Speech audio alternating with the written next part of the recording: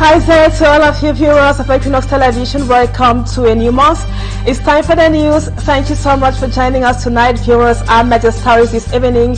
The Constitutional Council, led by the Judge Clement Tangana, today opened hearings of the 35 petitions filed by candidates who were sidelined ahead of the October 12 presidential polls in Cameroon. 4 petitions have been rejected so far, while others are still being debated on at the Constitutional Council. The legal team of Prof. Maurice Kamto is being headed by Prof. Maurice Kamto himself.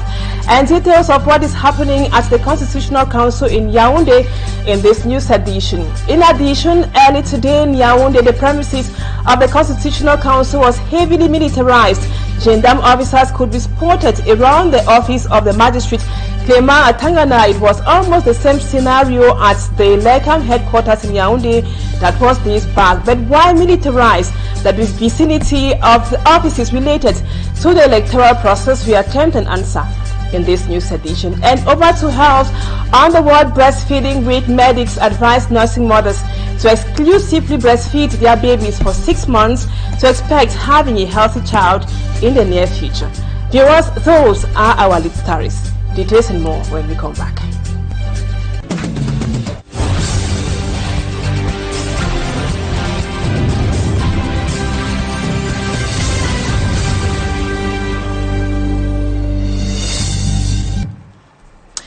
Welcome back, viewers. Thank you so much for being with us tonight. We take you right away to the nation's political capital, Yaoundé, at the Constitutional Council this evening, where the Constitutional Council, we told you today, opened hearings of the 35 pre-electoral petitions filed by the candidates who were sidelined by elections Cameroon.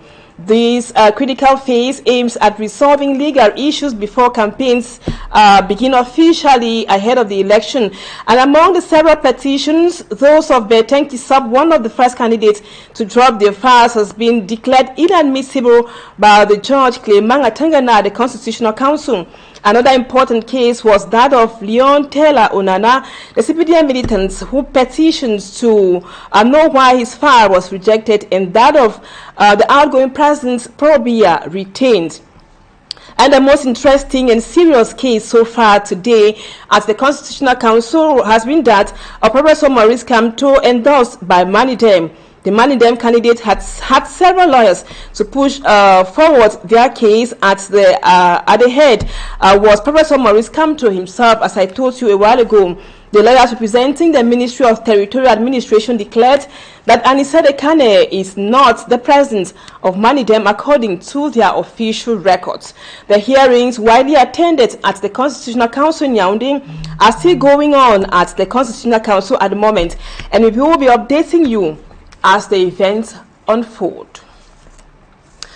Meantime, the senior divisional officer for the Mfundi division is being criticized, barring members of the public from attending the pre-electoral dispute hearing at the Constitutional Council in Yaoundé today. Human rights defenders and some civil society actors in Cameroon say the public warnings from the Minister of Territorial Administration, Paula Tanganji, and the SDU of the Mfundi division underscores the government's strategy to suppress Cameroonians ahead of the October 12th presidential election in the country. The threats of repression looms large, raising concerns about the electoral fairness and civil liberties in Cameroon. For me, Armstrong Sanda reports.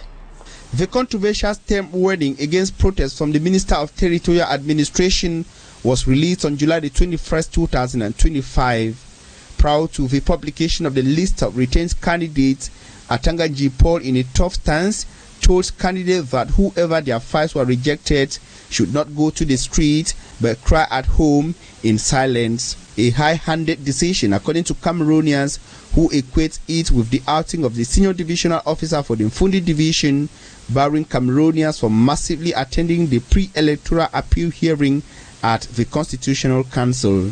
C'est comme s'il y a it gives the understanding that there was a wrong decision, a violation of norms of the law by these officials who, conscious of the consequent reaction of Cameroonians, now want to do everything to silence the people from protesting or contesting. La Constitution du Cameroun This is wrong and goes against the freedom of expression guaranteed by the Constitution in Cameroon.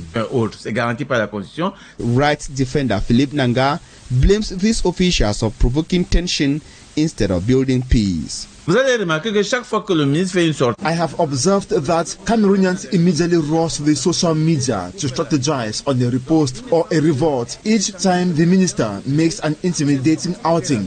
It is high time that he took a step back on his intimidations. aussi ça laisse entrevoir quelque chose. Critics argue that intimidating outings and warnings as such underscores the government's strategy to suppress dissent ahead of the October 2025 elections. While legal avenues remain open, the threats of repressions loom large, raising concerns about electoral fairness and civil liberties in Cameroon. We stay in court, but now let's talk about the sealing of the office of the Network of Human Rights Defenders in Central Africa, REDAC. The case pitting REDAC and the state for the alleged breaking of the SEO seal on the REDAC door by two office officials has been adjourned for the fourth time. That is by the Bonanjo Court of First Instance on Monday, August 4, over absence of the plaintiff, lack of proof by the plaintiff against the accused, and the absence of REDAC representative. The judgment is expected to open on October 6 in the presence or absence of the Vuri STO or his representative. The REDAC defense team say victory of the case is not far from now. Innocent Ase was with them. He now tells us more in the report which comes up next. Barrister Tamfo Richard, Barrister Charlotte Chakunte, and a host of other lawyers make up the REDAC defense team that took part in the third court session August 4 as the Bonanjo Court of First Instance in a case pitting the Rights Group and the state, notably on the sealing of the REDAC premises in Bali over 8 months ago.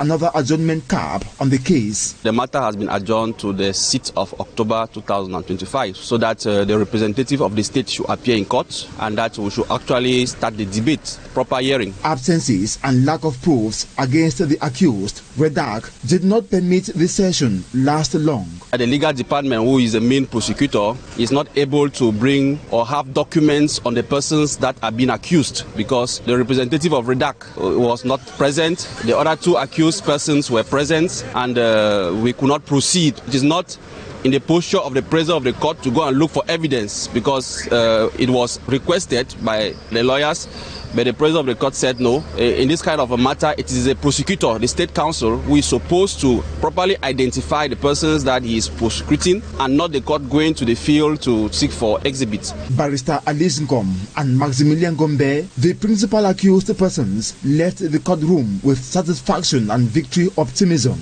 No doubt about that. And we will be back on the 6th of October, I hope, with Mr. Prefect by my side to continue to accuse me. Yeah, I know he will not come, but he will send somebody. I'm very happy because my pool of lawyers were so vigorous, so accurate. REDAC lawyers are sure of winning the state that, according to them, keep accusing Barrister Aliscom and Maximilian Gombe for resisting sealing and breaking of the Wori SDO seal on the REDAC office in Bali. If the complainant don't come on the 6th of October, normally the court will progress. We'll go about the judgment. We open the matter and say, normally when you had a complaint and you don't come, it means that you have nothing to say.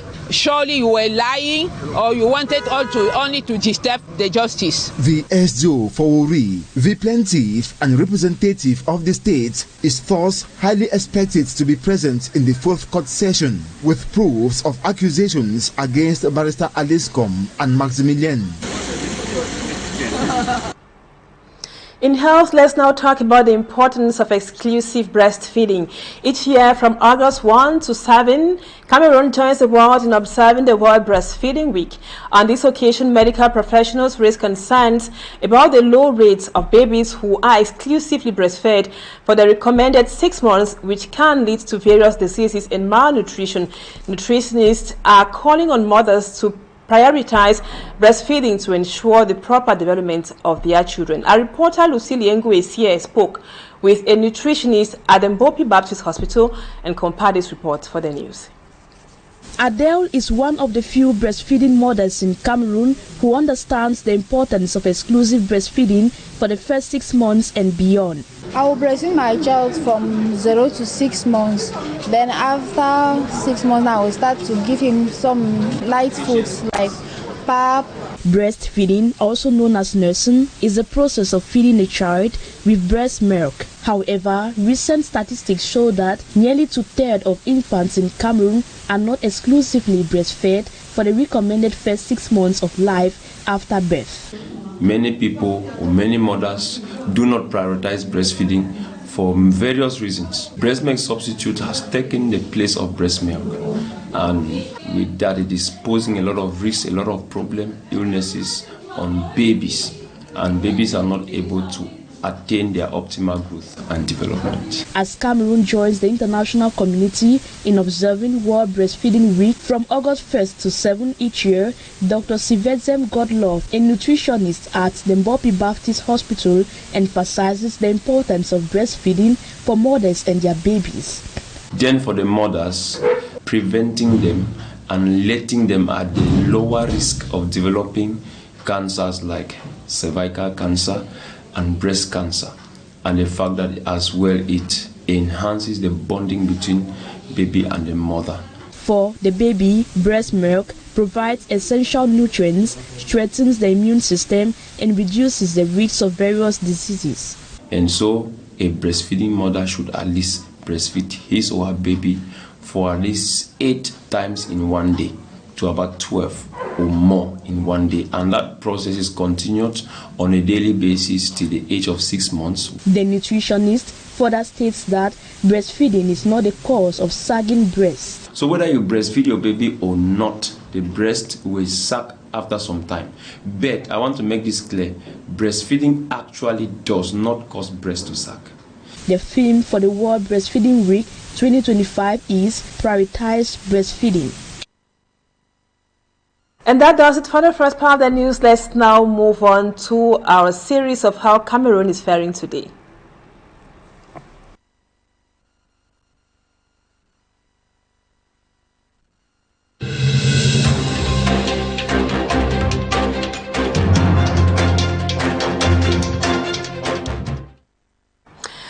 I was saying a while ago that on our series of Cameroon today, we take you to the far north region of the country, where flood victims in Kousseri are still living in precarious and dangerous conditions, notwithstanding promises made by the government to better their living conditions.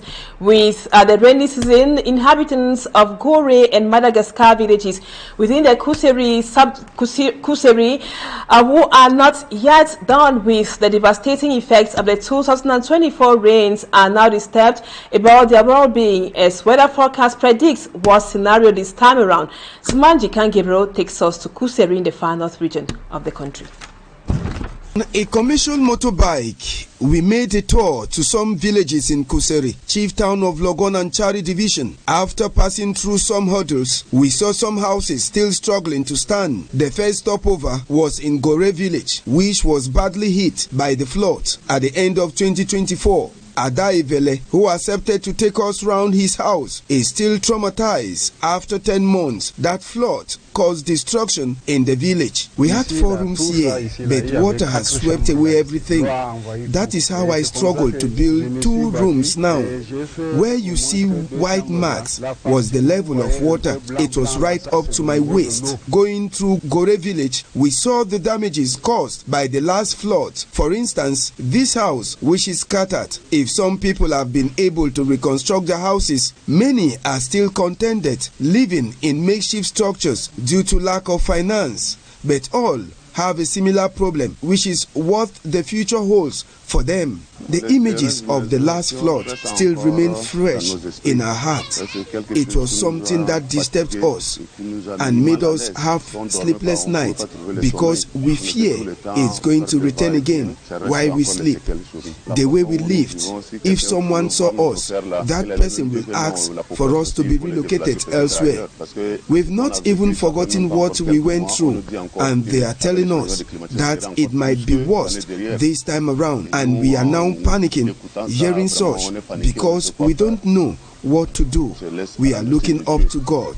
In Gore, more than 1,600 houses suffered from the effect of the climatic change, which is not far from the shores of River Logon. This lady lost everything, and since she has been perching with her sister in Gore, we have been here since our forefathers came here to fish, and we can't just abandon the space because we are the shores. We can catch fish easily and we have something to eat. There are some who remove ground from water and sell to put food on their family's table. Our next visit was at Madagascar too, where the first rains have already started disturbing the people, a people who are still to get over what happened to them months ago. We are very disturbed about the floods. It's more than 1 meter here, and when they say that is going to be worse again, then the entire Kousseri will be covered. The need for a dike around the Logon River, which is the boundary between Cameroon and Jamina in Chad, is very urgent to these villagers. After going through hell for many years, the government of Chad has erected a dike to protect its people. But in Cameroon, the government is still making promises. It's just the second rains, and it's very heavy, and the flood level was high. We are afraid because from Chad, it has been rehabilitated, causing water to come more towards us in Cameroon. Without the dike promised by the government, the population have decided to do some preventive work, filling bags with sands to block the waterway. But unfortunately, this first aid hasn't helped. We've done all of this to stop water from entering into our rooms.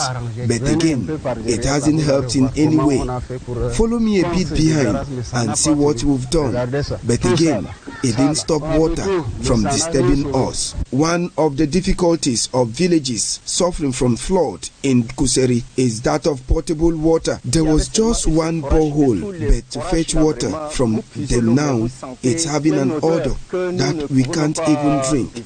Reasons why some are forced to fetch bad water, which at times cause diarrhea. It's already the rainy season in Kousseri, and each drop is giving sleepless night to the 1,000 inhabitants who haven't forgotten the catastrophic outcome of the last rains in the month of September and October 2024.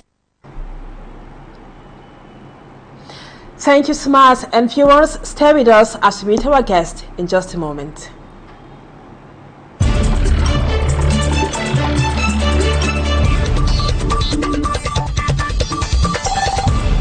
Our guest tonight is Professor Mark Anthony Akuhmbom. He is a civil society actor. Thank you, Professor, for accepting to be our guest today.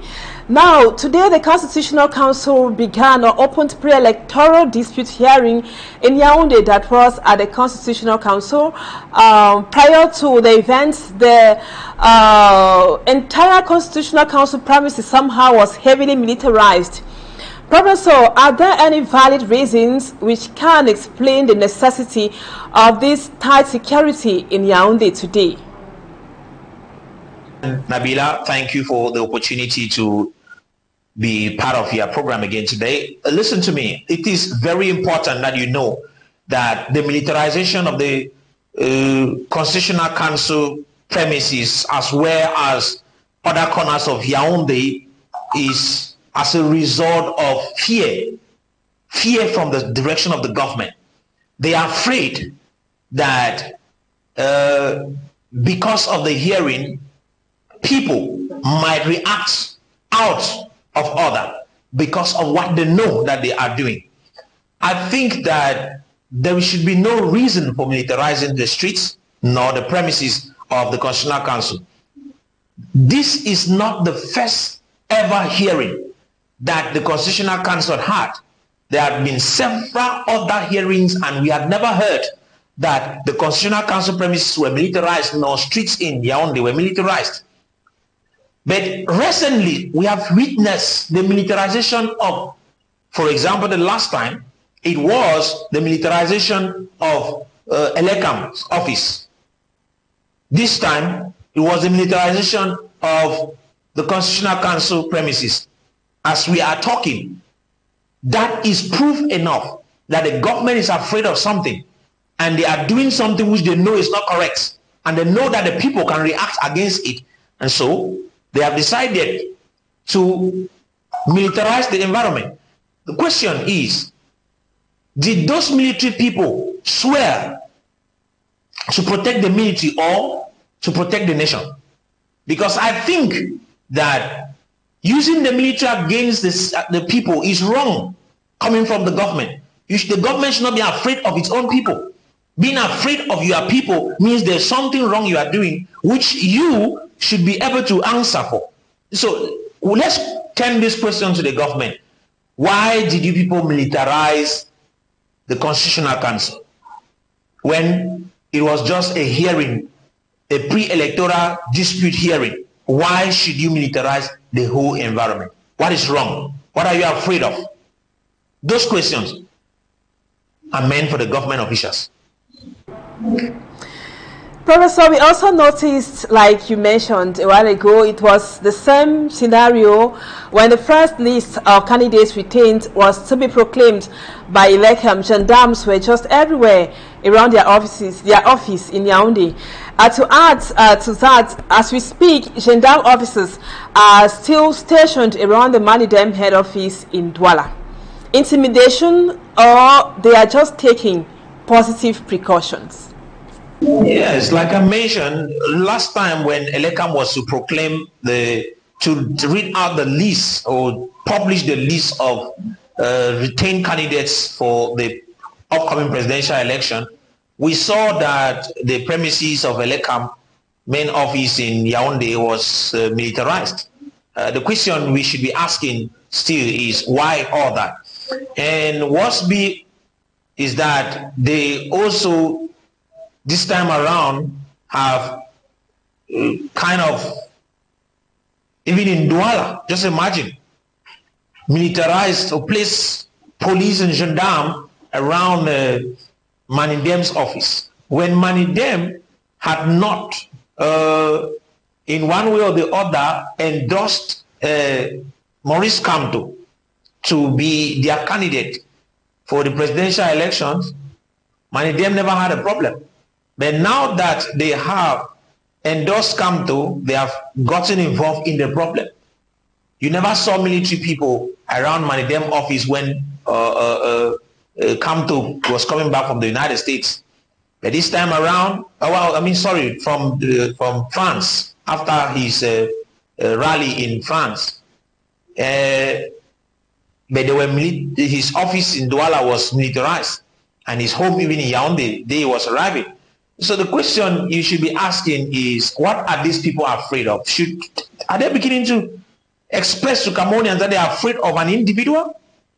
Because I don't see any reason why they should waste human resources and waste the state resources of that magnitude just because of what I don't even think is necessary. It's not necessary. As it become like Kamto has become a threat to the government, I am getting afraid of this. You are afraid of the uprising of the people. Be mindful of the strategy you use. This is what the government should be aware of. The strategy they use might be the reason why the people might rise. Not necessarily because of Kamto or whatsoever. So I think they should stop this militarization of streets and offices and wastage of resources. These are state resources that should be meant for good purposes. The budget used just to send out those things today, it is disheartening that the government can take this low road. It's terrible, I mean it.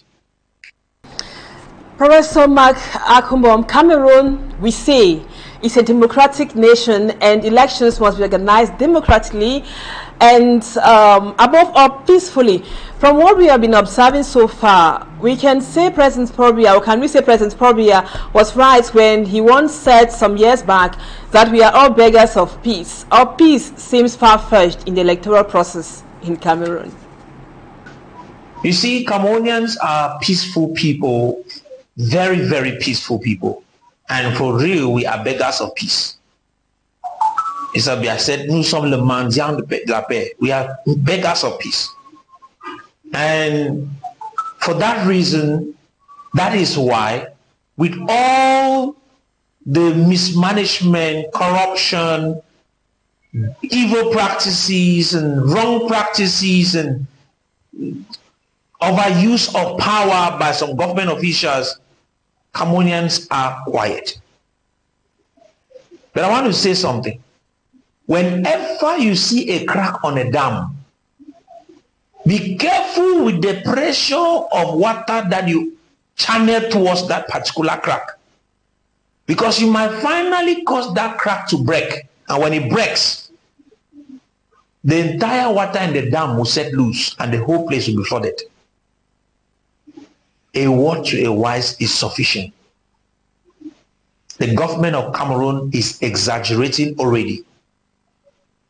They are exaggerating. I don't see the reason why places should be militarized. We are a democratic nation, and elections are indeed supposed to be organized free and fair. If we truly are a democratic nation, then the military is not supposed to be involved in organizing an election. They are supposed to be there to protect the nation, protect citizens of the nation and the territory, not to be used by the government for their own personal gains. It is becoming something else. So I think it is an advice that I should be giving the government. Stop mocking Cameroon at the international scene. Stop causing Cameroon to become a mockery. Allow us to be celebrated. Why choose to say you want to be involved in democracy and you end up practicing something else? Because where a nation uses the military to make sure that democratic processes are executed, there is a problem somewhere. There's a serious problem. Professor, before we go, we just got information that the pre-electoral dispute between Professor Maurice Kamto and Electoral has resumed. It started, it was suspended, and it has resumed again a while ago at the Constitutional Council in the nation's political capital, Yaoundé. Now, looking at the length of this dispute, can we say the rejection again of Professor Maurice Kamto can lead to something which we can label as a national disappointment, or if he is retained, it can also be considered as a national jubilation? If you ask me if the rejection of the Constitutional Council of Maurice Kamto can be labeled as a national disappointment, I want to say it's a disgrace to democracy. Why? Because in the first place, I don't see the reason why they should have rejected him. Manindem is not MRC, and that was the candidate of Manindem. So I don't want to call it a national disappointment, because it is a disgrace to democracy that people should be fought by so-called democratic institutions. No, it's wrong. So please, let's not give credit to what is not supposed to be given credit to. It's not a national disappointment, but it's a disgrace to democracy, an international disgrace to democracy. From every indication, Cameroon does not practice democracy. Even though we might say that we have democracy in Cameroon, there's something else that is happening. So, I am tired with what Cameroonian government are doing out there already. We thought the Electoral was an independent body. I've been telling people it's an independent body. They did what they did. We thought the Constitutional Council could maintain justice. But if they cannot maintain justice, because as I said, and I will repeat it, I don't see any reason why Maurice Kamto should not be a candidate, a presidential candidate. And I don't think he as an individual can do anything. So why make it to become a whole battle around him? So I'm shocked with the system, sincerely. I'm shocked. They have gone the worst part. They have taken the thing out of order this time around. Thank you so much, Professor Mark Anthony Akuhmbom, for accepting to be our guest tonight, and hope to have you some other time. Viewers, thank you so much for being with us. That was what we put together for you on the news in the English language this evening, and our programs continue. Equinoxe welcomes up at 7 p.m. with Saga Lang, and the news in the French language will be yours at 8 p.m. with Julien Betbisai. Stay with us on Equinoxe Television, and God willing, we will be together again tomorrow, same time. For now, bye-bye from us.